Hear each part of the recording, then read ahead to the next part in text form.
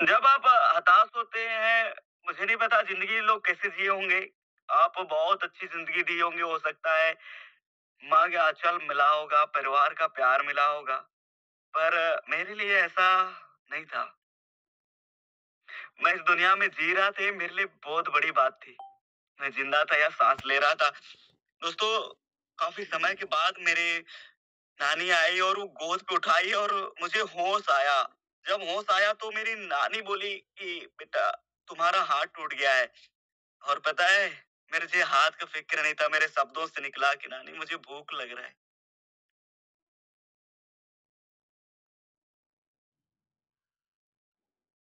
मेरे आँखों में आँसू थे, मेरी नानी की आँखों में आँसू थे। दोस्तों, जिसके परिवार जब नहीं होता, वो अपनी ज़िंदगी कैसे जी सकता है? संभवतः नहीं होता, पर मैं कहता हूँ, अगर आप आज की आपकी सांसें चल रही है, आप ज़िंदा हैं और आपका परिवार सब कुछ दे रहा है, आपके पास सब कुछ है दोस्तों, तो मैं यही कहूँगा, आप इज़ बेस्ट हैं, आप बस बहुत कुछ कर सकते हैं, आपकी लाइफ़ में बहुत कुछ है। आप वो हासिल कर सकते हैं जो चाहिए आपको, जो आप सपने देखते हैं, मैं तो यही कहूँगा दोस्तों। थोड़ा जब मैं बड़ा हुआ, मैं नानी मेरे अपने पास रख ली, वहाँ से लेके आई, तो थोड़ा 6 साल के करीब हुआ दोस्तों, मेरे हाथ जैसे-तैसे उन्होंने जैसे भी इलाज कराया, तो दोस्तों ये मेरे हाथ है, जब मेरे हाथ में गिर गया था, टूटा हुआ हाथ है, ये मेरी अंगुलियाँ सीधा नहीं होती दोस्तों, ये कभी सीधे नहीं होते, ये ऐसे ही रहते हैं। इस तरह करूँ तो शायद सीधा होंगे, ये टूटे हुए मेरे हाथ हैं। मैं क्यों दिखाना चाह रहा हूँ दोस्तों? क्योंकि एक इंसान कहीं से भी उठ सकता है। या आज मैं हूँ, आज मुझे आप सुन रहे हैं, तो कहीं से भी उठ सकता है, उसे कोई फ़र्क नहीं पड़ता कि उसकी परिस्थिति कैसा है। अगर वो इंसान उठना चाहे तो उठ सकता है, ये आपके हाथ में है, इसे कोई बदल नहीं सकता। ये आपके हाथ में है। आप कर सकते हैं। दोस्तों, तो मैं करीब हुआ, तो मेरे नाना जी मेरी नानी को मारने लगे। क्यों नाने मारने के पीछे के रीज़न था कि ये बच्चे को हम ज़मीन कहाँ से दें, इसको पाले कहाँ से? ये मैं नाजायज़ औलाद की तरह था दोस्तों। सच कहूँ तो नाजायज़ औलाद जिसको कहते हैं ना, वो वो हूँ मैं। अरे यार! ठंड होती है यार, रोटी-वोटी बनवाओ क्या? पर खैर, मैं मैं 6 साल का करीब का हुआ दोस्तों, तो मेरी नानी को मजबूरन मुझे हाँ, अपने देखो ना। मुझे भेजना पड़ा कहीं, जहाँ एक परिवार में दोस्तों, जहाँ मुझे बैल-बकरी चराने का काम मिला। वो सोची जिंदा तो रहेगा कम से कम, और मैं तो 7 साल तक वहाँ कंटिन्यू बैल-बकरी चराया उस परिवार में। जब उस परिवार में इतने साल हो गए, मुझे देखने के लिए कोई नहीं आया, क्योंकि था ही नहीं कोई। 7 साल के बाद मेरी मौसी आई, मेरी मम्मी की छोटी बहन, 7 साल बाद, एक सिर्फ़ इसलिए कि वो ज़िंदा है या नहीं है, ये देखने के लिए आई दोस्तों। जब 7 साल का मैं काफ़ी बड़ा हो चुका था, पर मैं वो देखा था, वो चेहरा उनके बदले नहीं थे। मैं बैल-बकरी चरा के आता था, पहनते कपड़े क्या थे बताऊँ? वो कपड़े जो जो 2-4 पैंट के पीछे टाका लगे होते थे, जैसे पंचर हो जाता है ना, या कोई कपड़ा सीधे पिको लगाते थे, वो पिको लगे हुए कपड़े होते थे दोस्तों, फटे हुए गंजी होते थे, और उस हालात में थे। और जिस परिवार में मैं आया था दोस्तों, मैं वहाँ भी शुक्रिया अदा करूँगा, क्योंकि उन्होंने मुझे ज़िंदा रखा इसलिए दोस्तों, क्योंकि वहाँ मैं सुबह उठता, बैल-बकरी के गोबर फेंकता, उसे नहलाता, उसे चरा के लाता।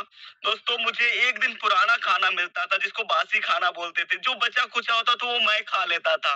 उनके बर्तन धोना, उनके कपड़े धोने, वो सारा काम मैंने किया है दोस्तों इतने सालों में।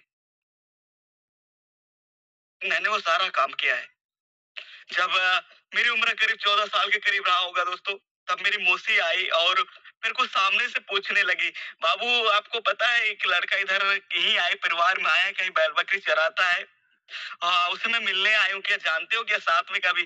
तो मैंने कहा, "मैं ही हूँ।" तो वो सामने मुझे देख के, मेरे हालात देख के रोने लगी, पर मैं मुस्कुरा रहा था। मुस्कुरा इसलिए रहा था क्योंकि इतने सालों बाद कोई देखने आया था मुझे।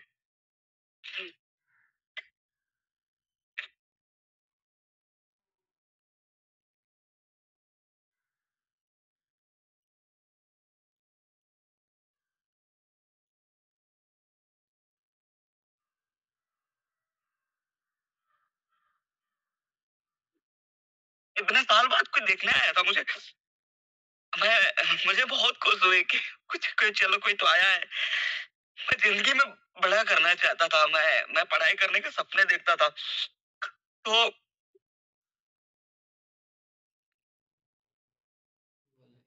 बोलना कीप भी इट अप नहीं सर, है। Keep it up. बिल्कुल सर, बहुत संघर्ष रहा है। मैं बहुत खुश हुआ कि मेरी मौसी आई है देखने के लिए और मैं बोला कि मैं ही हूँ, तो वो बहुत रोने लगी और फिर वो मिले सभी से और मैंने कहा मौसी मुझे ना जाना है यहाँ से, मुझे ना पढ़ाई करनी है, मुझे मुझे कुछ करना है।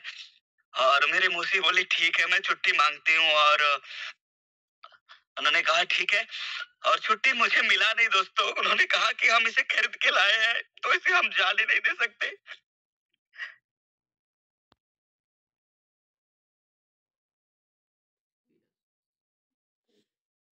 मुझे नहीं पता था तब तक मैं बिक चुका था, मुझे खरीद के लाया गया था। खैर वो उन्होंने जाने से मना कर दिया और बोला कि नहीं जाने देंगे इसे हम, क्योंकि यहाँ कौन देखेगा, फिर इन चीजों को कौन संभालेगा। मेरे मौसी ने कहा क्या कर सकते हैं, कुछ नहीं अभी, तो तुम्हें क्या करना होगा। मैंने कहा मैं तो मुझे जाना ही है कुछ भी हो जाए। तो उन्हें हमने डिसाइड किया दोस्तों रात को भागने के लिए। तो मैं जहाँ मेरा बस स्टैंड पड़ता है, दो रास्ते हैं, एक तो 50 किलोमीटर दूर पड़ता है, 50 किलोमीटर दूर पड़ता है और एक जंगल का रास्ते से जाने के पीछे का रीजन ये था कि हम जंग